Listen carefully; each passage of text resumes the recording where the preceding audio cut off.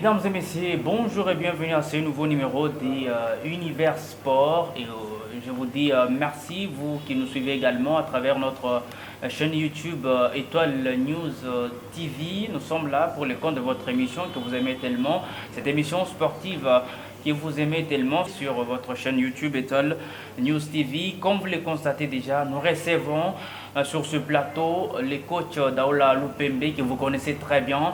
Il est le coach de Saint-Mathieu Sangaba-Lendi, en même temps le sélectionneur adjoint de l'équipe nationale. Il œuvre dans les staffs techniques de Hector Cooper. Coach Daoula Lupembe, bienvenue chez nous, bonjour. Bonjour mon frère, bonjour. Très content de vous recevoir, en bonne santé. Oui, comme vous le voyez, Dieu fait grâce. On est là et on compte continuer avec cet état de forme. Moi, je pense que ça va, on est bien. Coach, nous voudrions tout d'abord parler de votre parcours en tant qu'entraîneur. Est-ce que vous pouvez nous dire un peu quelques grandes lignes de votre début dans cette carrière d'entraîneur? Parce que la plupart ne savent pas d'où vous venez, malgré que vous faites partie parmi des entraîneurs qui font les merveilles dans le football congolais. Oui, exactement comme vous venez de le dire là. C'est une expression qui dit que je ne suis pas tombé d'une pluie d'avant-hier, quoi. Je ne suis pas tombé d'un arbre comme un cheveu dans la sauce.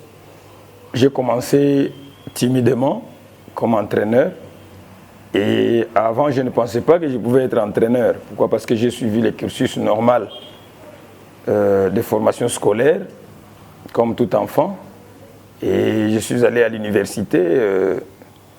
Je ne voulais pas devenir entraîneur à mon enfance. Moi, je voulais soit être journaliste, parce que déjà dans la famille, il y avait des journalistes.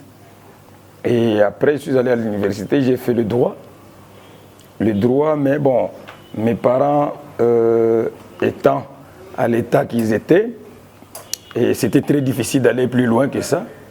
J'ai arrêté et pendant que j'étudiais, j'ai joué aussi, mais je ne fus pas un grand joueur. Je fus un joueur moyen.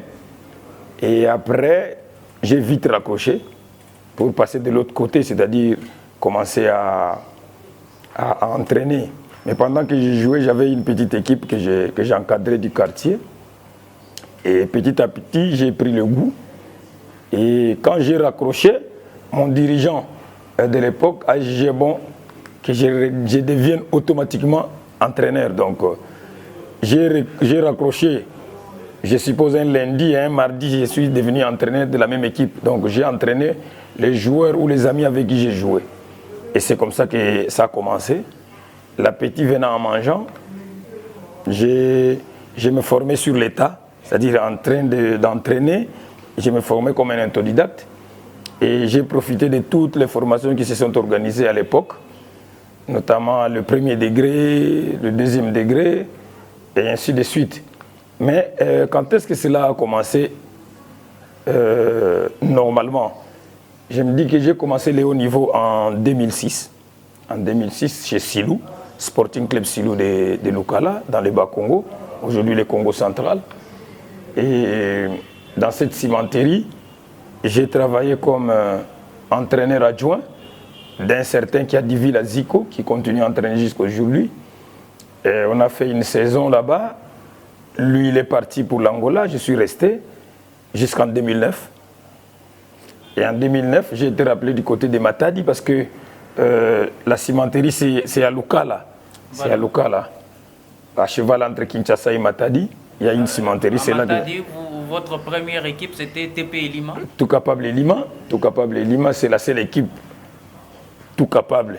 En République démocratique du Congo, il y a des tout puissants, mais là, c'est tout capable. Tout Capable et Lima. Ah, donc, j'ai travaillé chez Lima dès 2010. C'est l'équipe qui vous a beaucoup plus propulsé en tant qu'entraîneur? Oui, exactement. Les gens m'ont connu là-bas parce que j'étais l'entraîneur principal.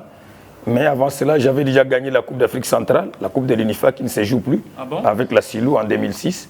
Nous sommes allés jouer au Cameroun. On a battu l'équipe de Fovou de Baham à l'époque. Et on a gagné cette coupe-là. Et je suis rentré. C'est comme ça que quand la société est tombée en faillite, je suis allé à Matadi, chez Tout Capable et Lima. Là, j'ai fait une saison. Juste à la fin, on a failli jouer la compétition africaine cette saison-là. Et juste après cette saison, c'est le président José Mpanda qui va m'approcher pour m'amener ici à Mbuji-Mayi. Je suis venu. C'était vers quelle année là? C'était en la saison 2010-2011, à moins que je ne m'abuse. Et là, nous avons fait la campagne de la Coupe du Congo au Kananga. Nous avons raté et je suis rentré. Vous avez été éliminé On a été éliminé par Tchenkunku après avoir éliminé DSMP. Je suis rentré sur place parce qu'il y a toujours des petits problèmes qui peuvent survenir. Je suis rentré sur Kinshasa et à Kinshasa, Tout-Capable Lima m'a repris encore. Je suis parti encore à Matadi.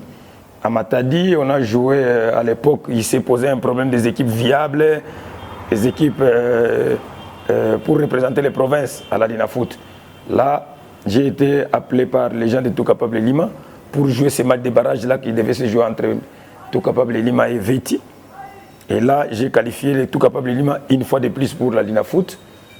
Et nous sommes venus en préparation à Kinshasa. Et là, en Mbuji-Mayi, c'est le gouverneur, son excellence Ngoïka Sandji, qui prendra les commandes de Tout-Capable de Sa Majesté Sanga Balinde. Et je ne sais pas par quelle magie, il a voulu que je revienne. Et moi, en préparation à Kinshasa avec Tout-Capable Lima, je vois les gens que j'ai connus en Mbuji-Mayi venir me chercher. Je suis allé rencontrer le gouverneur, on a échangé. Comme je n'avais pas un contrat là-bas, je suis revenu en Mbuji-Mayi jusqu'en 2013.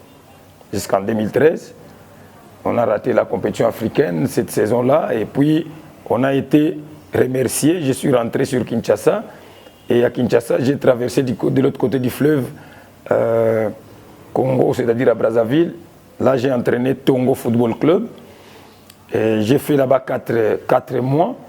Les refoulements des Congolais à l'époque m'a fait très mal. J'ai décidé de démissionner, je suis rentré sur Kinshasa. Et là, j'ai été appelé par la Renaissance du Congo. De 2014 à 2018, j'ai travaillé chez Renaissance. On a gagné la Coupe du Congo avec Renaissance, on a joué la compétition africaine. Après, comme c'est toujours le cas pour les entraîneurs, on a été remerciés.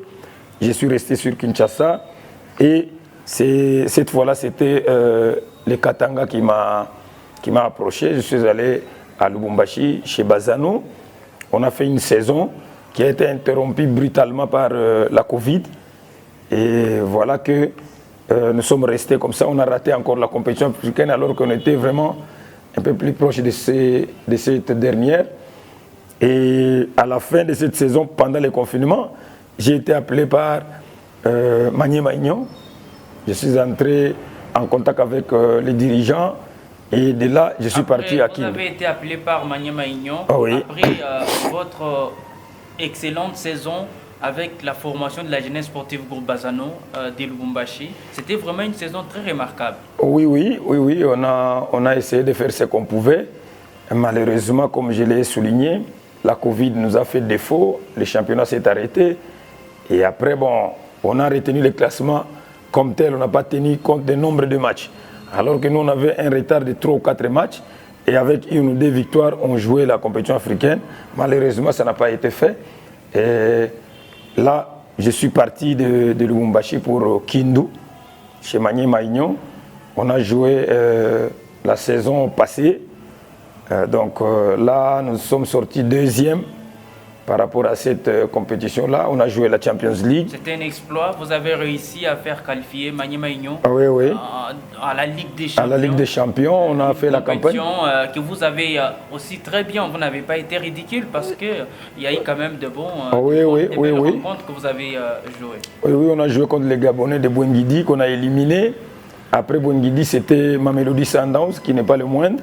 On a fait un nul à Kinshasa et on a été battu en Afrique du Sud par 2-0 et on a été déversé à la Coupe de la CAF. Là, on a hérité des pyramides d'Égypte.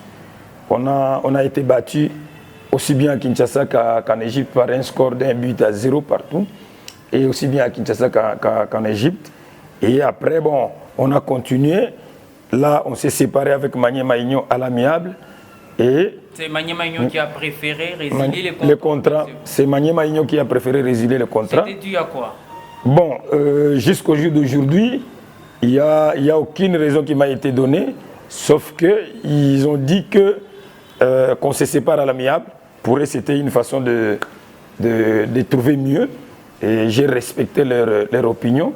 Ce n'est pas parce que Magné Magnon a titubé un tout petit peu dans les championnats nationaux de la Ligue 1. Peut-être. Beaucoup de matchs pendant que vous étiez à la tête du staff technique. Bon, perdre beaucoup de matchs, je ne pense pas. Je ne pense pas parce que je me rappelle qu'on a perdu contre 20 clubs. Et pendant que moi j'étais avec l'équipe nationale, on a perdu contre... C'est contre Mazembe lors de la dernière journée? Non, contre Mazembe, on a fait plutôt un match nul, des 0 buts partout. Et ça, c'était l'autre saison. Et la saison passée, c'était un match nul. Donc cette saison ici. Parce que c'est cette saison qu'on s'est séparés. C'est pas la saison qui vient de s'achever? Non, c'est cette saison parce que moi j'ai joué... La saison 2020-2021, oui. Il était Mazembe allé battre Magné Magnon à Kindu. Oui. Et c'est cette même saison-là qui a fait qu'on joue la Champions League. Donc il n'y avait pas de très mauvais résultats. Donc on était deuxième malgré ces défaites-là. Donc c'est cette saison. Parce que la phase allée de cette saison, j'ai joué quelques matchs avec Magné Magnon. Donc voilà quoi. Et aujourd'hui, je suis chez Nsanga Balende. Voilà un peu, de façon succincte, mon parcours ou ma vie en tant qu'entraîneur. Avant de passer à autre chose, parce que je sais qu'on va parler aussi de votre participation dans les luttes, votre participation au niveau du staff technique d'Hector Cooper, qui est sélectionneur principal de l'équipe nationale de la RDC. Quel a été votre moment fort en tant qu'entraîneur? Oui. Votre moment fort en tant qu'entraîneur et ce que vous avez eu à dénoncer? Ceux qui me connaissent, c'est-à-dire les joueurs que j'ai entraînés, ils savent que dès le début, je disais toujours que avant que je ne meure, je devais entraîner une équipe nationale, quel que soit le niveau. Donc pour moi, le plus grand souvenir, c'est cette nomination. Dans la sélection, d'abord c'était le Léopard A', Chan qu'on a joué au Cameroun. J'étais l'assistant de Jean-Florent Ibengue. Et après, la nomination comme assistant, deuxième assistant dans la sélection A. Ça, c'est le plus grand souvenir. Pour moi, c'est un objectif que j'ai atteint. Et je pense que pour moi, c'est ça, quoi. C'est ce qui marque ma carrière. Donc, je ne suis pas passé inaperçu en RDC. Donc, on peut aussi citer mon nom parmi les entraîneurs. Ça, c'est les plus grands souvenirs. Et les mauvais souvenirs, c'est quand je perds un match. C'est quand je perds un match. Chaque jour, après une défaite, pour moi, c'est difficile. Je digère ça très mal. Vous n'avez pas une défaite qui vous a le plus marqué? La défaite qui m'a plus choqué, c'est ma défaite quand je suis pour la première fois resté comme entraîneur principal avec Tout Capable Lima, avec plutôt le Sporting Club Sulou. C'était à Boma, on a joué contre DSMP et DSMP nous a battus à l'époque 3-0 à Boma. C'était la défaite qui a sonné un déclic en moi.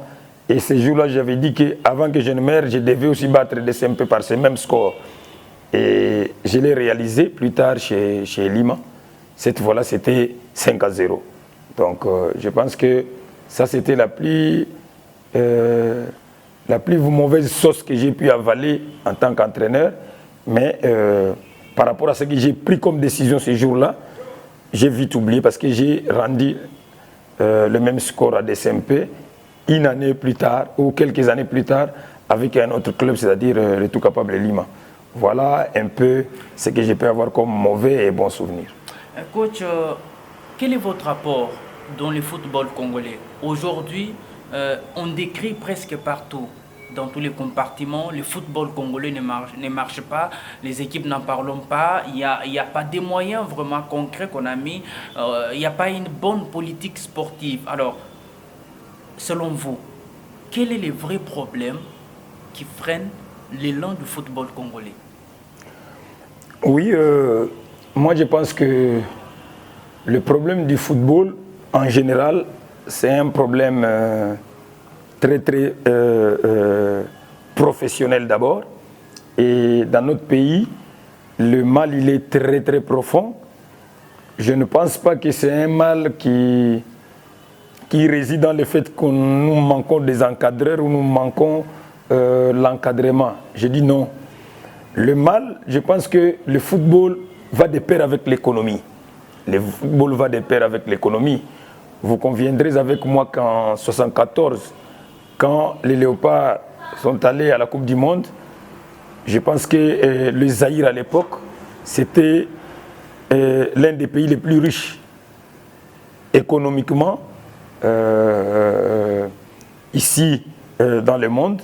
Et là, vous pouvez consulter, on vous dira que le dollar était moins fort que la monnaie locale ici. Donc, le football ou le sport suit ces trains de vie.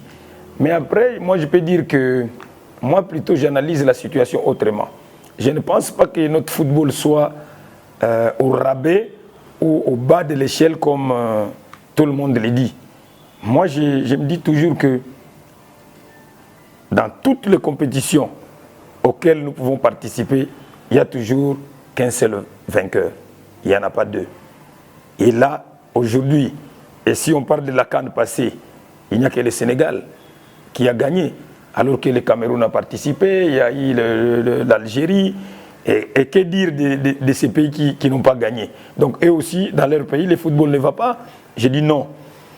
On n'a pas réussi à gagner, à participer à la CAN, ça c'est une vérité. On n'a pas réussi à gagner une des coupes de la Confédération, ça c'est aussi une vérité. Mais je peux dire aussi que nous avons les représentants congolais un peu partout au monde, et surtout en Afrique. En Tanzanie aujourd'hui, ceux qui font la pluie et les bons temps là-bas viennent de la RDC. Nous allons parler de Djouma, il y a des Bangala. Pourquoi il fuit le football congolais? C'est parce qu'il n'y a pas de moyens. Non, il ne se réfugier dans notre pays, surtout aujourd'hui. La Tanzanie est devenue comme l'Eldorado du football au niveau de l'Afrique, et aussi à l'Afrique du Nord qui regorge aussi un bon nombre de joueurs congolais là-bas. Oui, oui. Pourquoi la raison, elle est simple. Tout club qui a les moyens ou qui veut aller loin cherche des bons joueurs. Et si on trouve que il n'y a pas l'argent dans le football congolais. Ça c'est un élément. C'est un élément. Moi je reste dans l'aspect technique pour vous dire que c'est parce que ces pays-là ont trouvé des bons éléments dans notre pays qu'ils viennent. C'est pas simplement parce qu'ils ont l'argent, parce qu'avec l'argent ils peuvent aller en Allemagne prendre les joueurs. Avec l'argent ils peuvent aller au Congo-Brazzaville prendre les joueurs. Avec l'argent ils peuvent aller au Cameroun prendre les joueurs. Mais ils viennent au Congo parce qu'au Congo nous avons aussi des bons éléments. Et la coupe que Jean-Florent Ibenge vient de gagner avec Berkane, je pense que ça prouve à suffisance que nous ne sommes pas minables. Nous avons et des encadreurs et les joueurs, parce que l'entraîneur c'est un Congolais, et les joueurs parmi ceux qui ont participé à cette finale, on a retrouvé aussi des Congolais. Et moi je pense que donc, de ce côté-là, moi j'ai plutôt une autre lecture. Je ne dis pas que tout est bien fait chez nous. Je pense que nous avons encore des paliers à franchir sur le plan organisationnel, surtout sur le plan infrastructure. Ça, c'est un grand chaos. Donc, nous devons nous mettre au travail, mettre en place des infrastructures voulues. Et déjà, au niveau de la fédération, il y a une politique au niveau de la DTN où on est en train de former comment je peux dire, des instructeurs fédéraux. Nous avons été comme participants au dernier module qui vient de s'achever. Donc là, nous avons déjà la capacité d'aller former au niveau le plus bas pour pouvoir permettre à ces jeunes gens qui veulent encadrer la jeunesse d'être formés, d'avoir les outils pour pouvoir bien travailler à ce niveau-là. Mais ce qui nous manque, ce sont les infrastructures. Et après, il va falloir qu'au niveau du gouvernement, qu'on mette une politique en place pour pouvoir subventionner ce football-là pour que ça donne les résultats escomptés. Revenons un tout petit peu au litige qui a opposé les TP Mazembe, les litiges, les fameux dossiers Zao Matutala. Oui. Aujourd'hui, le tribunal arbitral des sports, l'ETAS, a donné raison à la Vita Club et après un moment de tension entre les deux équipes, quel est votre point de vue? Est-ce c'est la FECOFA qui a fauché ou soit c'est la Linafoot qui avait fauché dans ces dossiers? Oui, oui, je reviens à ce que j'ai toujours dit, c'est-à-dire le problème administratif me préoccupe moins. Moi, je me limite très souvent aux problèmes techniques. Et les matchs qui s'est joué à cette époque entre 20 clubs, Don Bosco, TP Mazembe, les résultats sur le terrain ont été connus. Mais sur le plan administratif, il s'est posé ces problèmes que vous soulevez aujourd'hui. Et moi, je suis vraiment mal placé. Tout ce que je sais est que un club est allé se plaindre au niveau des TAS. Et puis après, il y a des décisions qui sont tombées. Aujourd'hui, on a revu, comment je peux dire, le classement et au niveau de palmarès, ça change un tout petit peu. Voilà tout ce que moi je peux dire. Et moi, mon souhait, c'est de ne pas voir ce genre de choses.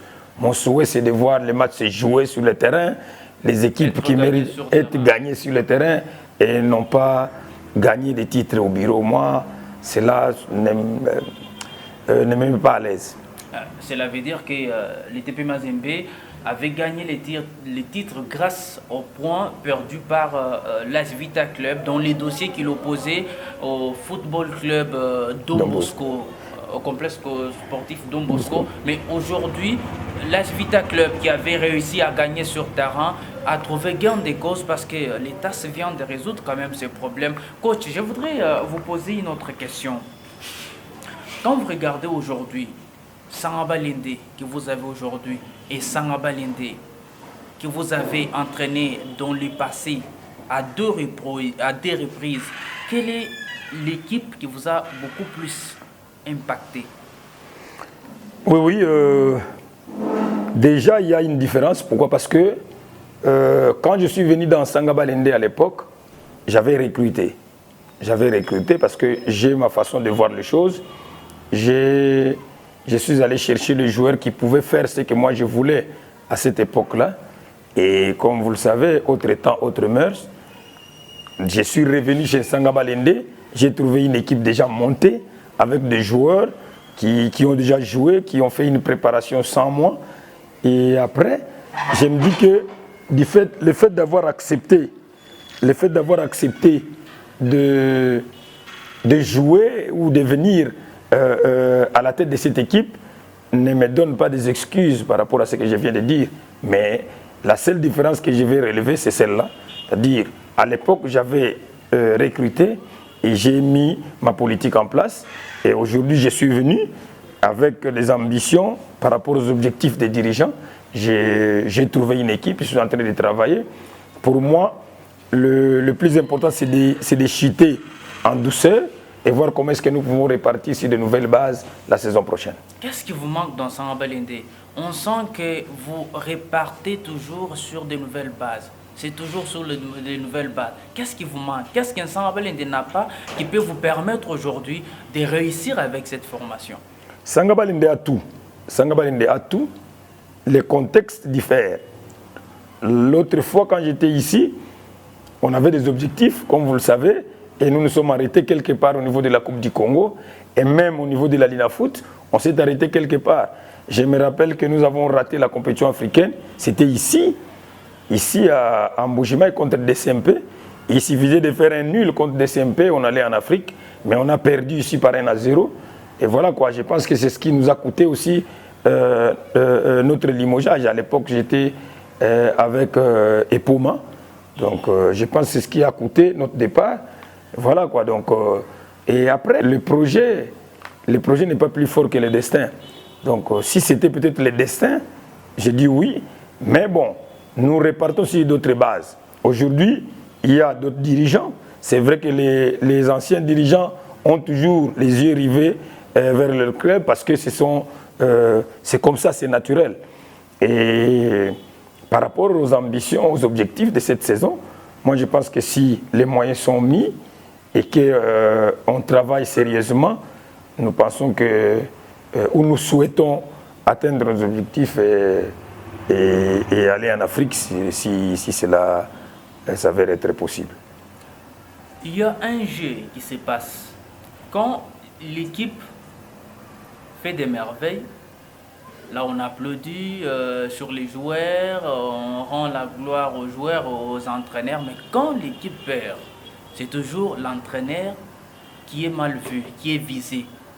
Comment vous expliquez cela, vous, en tant qu'entraîneur, parce que vous avez déjà subi maintes fois cette situation? Oui, c'est normal, ça c'est notre lot. Nous ne pouvons pas nous défaire de cela. L'explication, elle est claire. Parce que quand ça ne va pas, il faut qu'il y ait un responsable.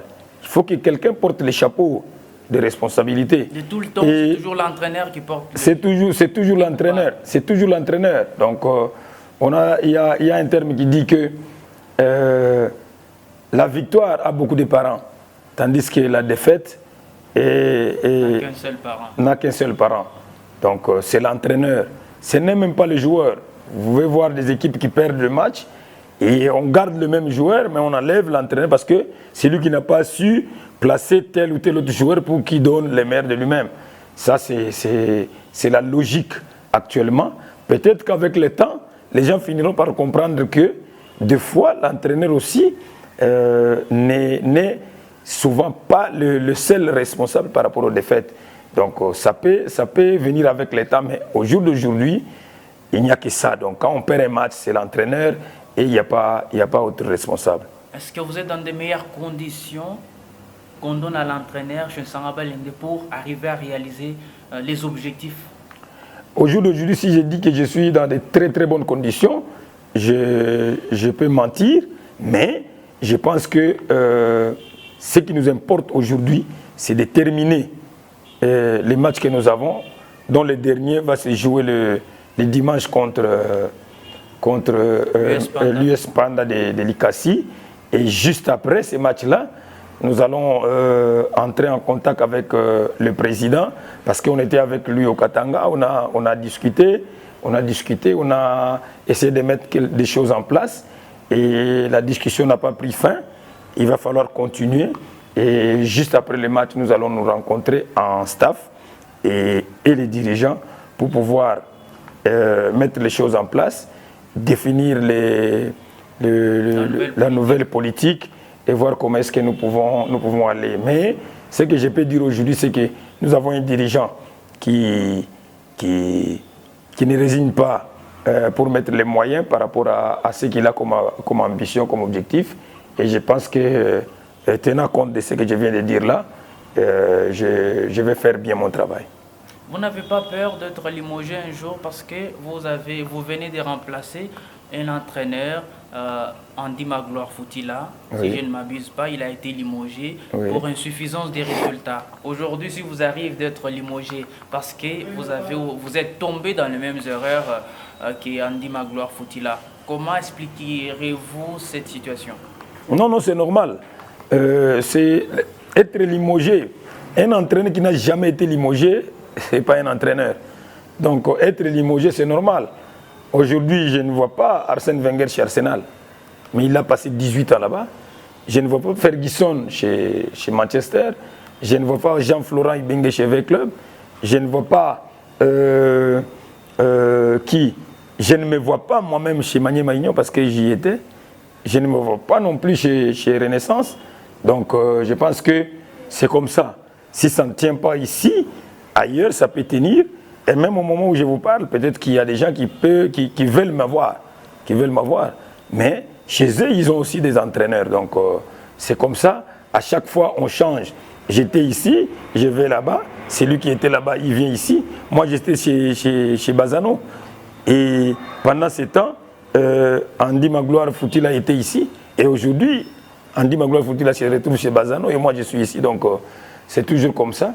Et ce qui nous fait du bien, c'est le fait qu'on garde les relations. Parce qu'aujourd'hui, tous les dirigeants chez qui je suis passé, ne me raccrochent pas au nez, ils décrochent quand je les appelle et des fois, et aussi ils m'appellent s'ils ont des problèmes ou des choses à me poser. Chez Sangaba Balende, vous avez signé un contrat de combien de temps?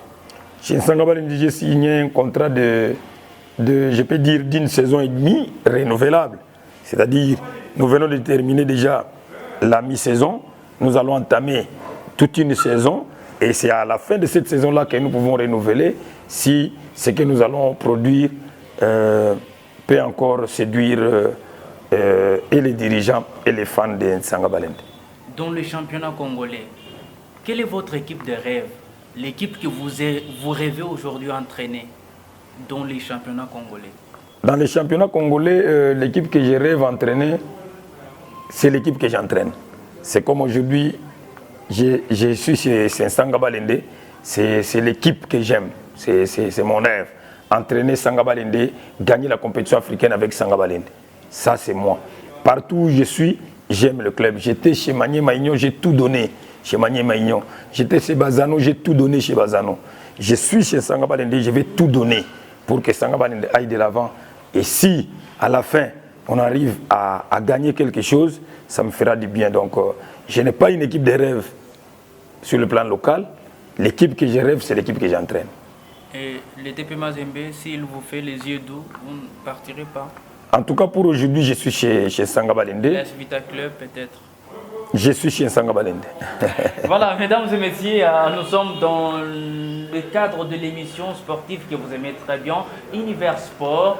Univers Sport, c'est cette émission que vous allez suivre en intégralité, que vous êtes en train de suivre en intégralité sur notre chaîne YouTube Étoile News TV. Jonathan Madika, je suis en train de recevoir dans cette émission l'entraîneur de Sangaba Balende, en même temps les sélectionneurs adjoints de l'équipe nationale. Lui, c'est Daoula Lupembe. Nous sommes encore avec lui dans cette émission. À présent, nous allons aborder la thématique concerne sa participation dans les staffs techniques d'Hector Cooper pour les comptes de l'équipe nationale de la République démocratique du Congo. Coach Daoula Lupembe, vous avez été éliminé par le Maroc pour les comptes éliminatoires de la Coupe du Monde Qatar 2022. Qu'est-ce que vous avez, comment vous êtes senti quand vous avez été éliminé par le Maroc, alors qu'il y avait tous les moyens mis en place pour vous permettre de vous qualifier? Il y avait les soutiens du gouvernement avec le numéro 1 des Congolais, Félix-Antoine Tshisekedi-Tshilombo, qui était au stade ces jours-là, qui n'attendait qu'une victoire. Malheureusement, les choses s'étaient tournées autrement. Oui, c'est aussi un des mauvais souvenirs dans ma carrière, avoir raté cette participation à la Coupe du Monde, parce que ça allait marquer ou ça allait mettre encore une ligne sur mon CV. Mais c'est comme je l'ai dit au début, le destin est souvent plus fort que les projets. Qu'est-ce que j'ai ressenti? J'étais vraiment préoccupé. Pourquoi? Parce que c'était une occasion qui ne revient pas chaque jour dans la vie. Mais c'est passé, on a raté notre match déjà à partir de Kinshasa. On pouvait faire mieux. On pouvait faire mieux parce que déjà là, on a raté beaucoup d'occasions. On s'est bien comporté sur le terrain. Mais c'est toujours comme ça avec le football. Des fois, quand on rate, on paye cash. Et on a pris ces buts assassins qui nous a fait très mal vers les dernières minutes du match. Et le match du Maroc, ça c'est à oublier. C'est à oublier. C'était vraiment l'hécatombe parce que on est passé à côté de ces matchs. On a pris 4 buts. Et l'explication par rapport à cela, c'est... Moi, je dis que c'est le football. Le football, il est cruel. C'est vrai qu'on peut mettre en place un plan de jeu. On peut bien mettre en place un système de jeu, c'est-à-dire un dispositif. Mais après, entre mettre en place un dispositif et pratiquer ou appliquer ce qu'on a mis, il y a toujours un trait d'union. Et de l'autre côté, quand nous on se prépare, les autres aussi se préparent. Et ça peut arriver qu'on joue très bien un match et le perdre, tout comme on peut mal jouer un match et le gagner. Et pour notre cas, on a perdu, on a été éliminé, quitte à nous de tirer les leçons. Et d'avoir fauché sur le plan techniquement contre le Maroc et aussi le mauvais choix technique opéré par vous et votre titulaire Hector Cooper. Ah oui, moi je pense que dans cette campagne de la Coupe du Monde, on n'a pas joué 2 matchs, c'est-à-dire le match aller du Maroc et le match retour. Il y avait des matchs qu'on a joués avant ça. Moi je pense que tout ce qu'on a fait n'était pas mauvais, Tout ce que nous pouvons retenir aujourd'hui est qu'on a été éliminé. Et quand on est éliminé, on n'a pas d'excuses. Les analystes sont libres de faire les analyses, mais nous savons du moins qu'on a perdu parce que c'est un match de football. On a commis des erreurs qu'on pouvait aussi éviter. Et on a perdu ce match-là. Donc, les chapeaux de responsabilité a été porté. Et voilà quoi, donc on assume. Vous assumez, il y a des voix qui se sont levées pour pousser le gouvernement congolais à vous limoger, vous les staffs techniques qui est conduit par Hector Cooper. Et malheureusement, l'opinion sportive congolaise n'a pas compris pourquoi on vous a laissé pour poursuivre avec cette sélection et puis perdre encore 2 premières journées des éliminatoires de la Coupe d'Afrique des Nations Côte d'Ivoire 2023. Oui, je pense que le staff dirigé par Hector Cooper avait 2 objectifs. Le premier objectif, c'était de qualifier la sélection nationale ou le Congo à la Coupe du Monde, chose qui n'a pas été faite. Et le deuxième objectif, c'était la CAN. Qualifier la RDC pour la CAN. Et c'est ainsi qu'après avoir étudié la situation, pour ne pas dire l'organe technique, c'est-à-dire la Fédération congolaise de football association, a jugé bon de reconduire ses staffs en ajoutant un élément dedans, M. Zahira, avec qui on a travaillé, pour pouvoir continuer et voir comment est-ce que nous pouvions qualifier la RDC à la CAN. C'est ce que nous sommes en train de faire. On a perdu 2 matchs. Comme je l'ai dit toujours, on a su. Et pourquoi vous avez perdu les 2 matchs? Parce qu'on a été battu par les Gabon à Kinshasa, 1-0. Et parce qu'on a vous êtes laissé battre par les Gabon, alors que les Gabon a fait autant d'heures dans l'avion. Il y a aussi des problèmes techniques au niveau de leur fédération. Et la République démocratique du Congo, qui a eu tout le temps de se préparer à Kinshasa, s'est fait battre par les Gabon. Comment vous expliquez cela? Le football c'est un jeu à incertitude. Dès lors qu'il reste jeu, il est impossible de réduire ces incertitudes à 0. C'est-à-dire, quoi que vous fassiez, quoi que vous entraîniez, il n'y a jamais une possibilité de dire qu'aujourd'hui, au moment où je vous parle, les incertitudes sont réduites à 0, donc on ne va pas être surpris. Les exemples sont légion. Je peux vous donner des exemples. Peut-être que c'est un peu... ça va être qualifié comme la recherche des excuses, mais c'est des histoires qui ont été vécues dans ce monde. On a vu l'équipe du Brésil perdre par 7 contre l'Allemagne au Brésil. Est-ce que c'est parce qu'il n'y avait pas de joueurs? Est-ce que c'était un match de football? On a vu des matchs, des clubs bien organisés, bien préparés, perdre le match qu'ils ne pouvaient pas perdre. Donc c'est vrai que ça s'est passé à répétition chez nous. Ça c'est aussi une vérité. Mais nous pensons que dès lors que le football restera jeu, il y aura toujours des surprises agréables, tout comme des surprises désagréables, comme on l'a vécu. Donc moi je pense qu'aujourd'hui, tout ce que nous pouvons faire, c'est assumer et voir comment est-ce que nous pouvons nous mettre debout et continuer à travailler. Voilà. Est-ce qu'avec ces mauvais résultats que vous enregistrez déjà 3 défaites successives, n'avez-vous pas des joueurs à la hauteur de répondre à la tâche du staff technique? Non, le Congo a des bons joueurs un peu partout. Le Congo a des bons joueurs partout et je ne pense pas que les joueurs qu'on a convoqués pour la sélection soient mauvais. Donc nous avons de bons joueurs. Mais après, tout ce que nous on fait, je le répète, si on se prépare, les autres aussi le font. Le plus grand problème chez nous, c'est quoi? C'est le fait que notre sélection, c'est vraiment une sélection. C'est vraiment une sélection. Pourquoi j'ai dit ça? J'ai dit ça parce que ces joueurs-là qu'on a pour défendre le pays, si vous reculez 7, 6 ou 8 ans en arrière, vous ne les retrouvez pas jouer ensemble. Contrairement à d'autres pays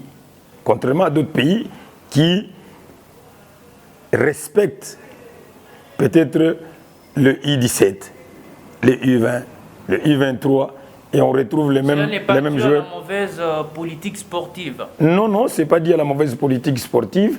C'est une situation qui est en train d'être organisée. Parce que si vous parcourez la République démocratique du Congo, vous avez du mal à compter 5 académies. 5 académies organisées, alors qu'ailleurs c'est le cas. Et je suis content de voir que... Dans ces cas, qui peut assumer les responsabilités? C'est le gouvernement avec une politique sportive, aidé par l'organe technique, c'est-à-dire la fédération.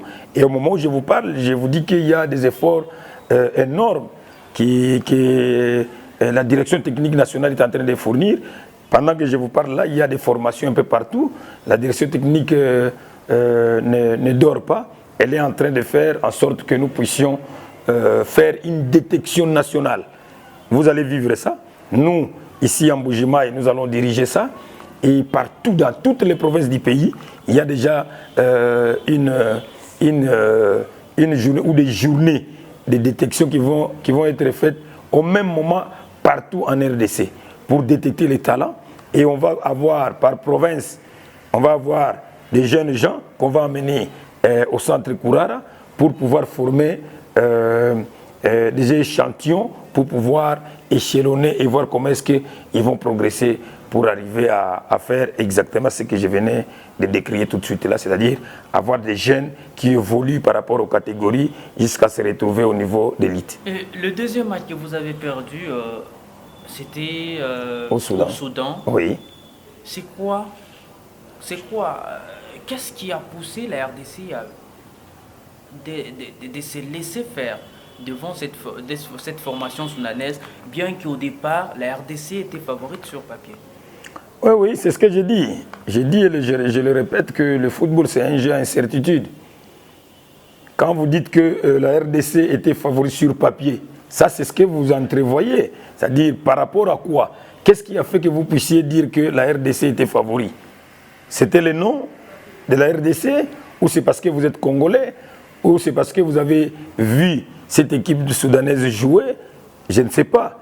Donc on a été favori sur papier. Peut-être que c'est sur papier, mais la vraie réalité, ce n'était pas celle-là. Donc moi je pense que... On a déjà réalisé des merveilles. Oui, la RDC... Le football africain. Oui. C'est que le Soudan n'a pas encore fait. Exactement.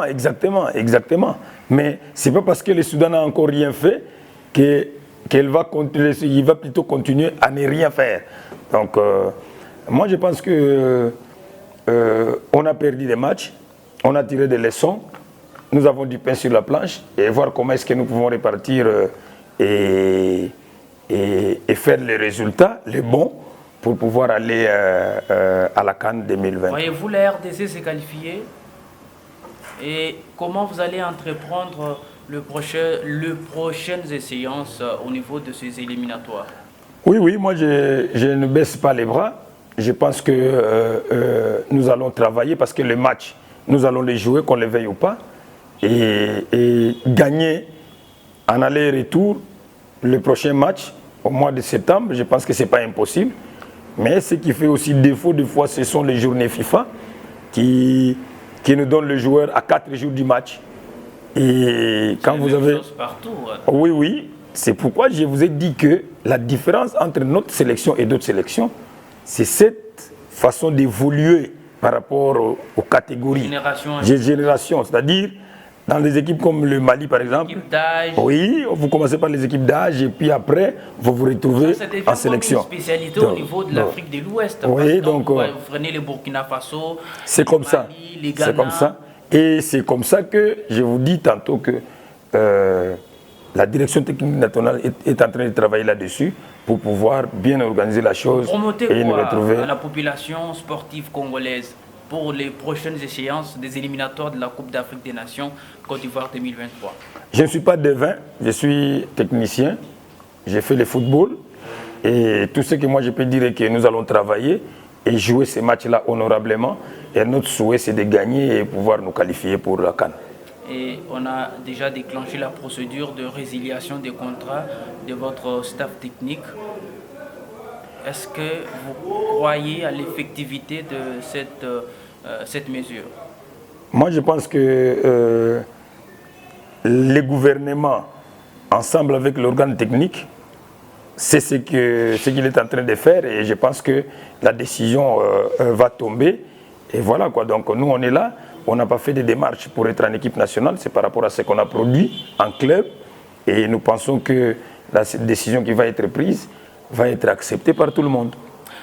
Mesdames et messieurs, nous avons reçu le coach Daoula Lupembe, l'entraîneur principal de Saint-Mathieu Samabalende et les sélectionneurs adjoints de l'équipe nationale de la République démocratique du Congo. Vous avez suivi en long en large ce que nous avons parlé au cours de cette émission.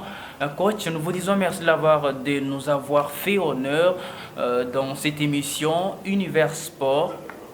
C'est plutôt moi qui vous remercie parce que vous vous êtes déplacé pour venir me chercher et me donner cette opportunité qui ne vient pas chaque jour pour parler d'abord de moi-même. Et parce qu'il y en a qui ne me connaissent pas. À travers cette émission, ils vont peut-être connaître qui je suis. Et voilà quoi, donc je vous dis merci. Ça me va tout droit au cœur et je salue tous les sportifs congolais en général et les sportifs du Kasaï en particulier.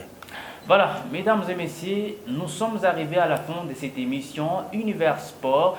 Univers Sport que vous allez également suivre sur notre chaîne YouTube Étoile News TV, sans oublier sur notre page Facebook Jonathan Madika officiel. C'était Jonathan Madika à la présentation. Nous vous disons merci, nous disons encore merci à Jean-Pierre Kabongo qui nous a réalisé. À la prochaine.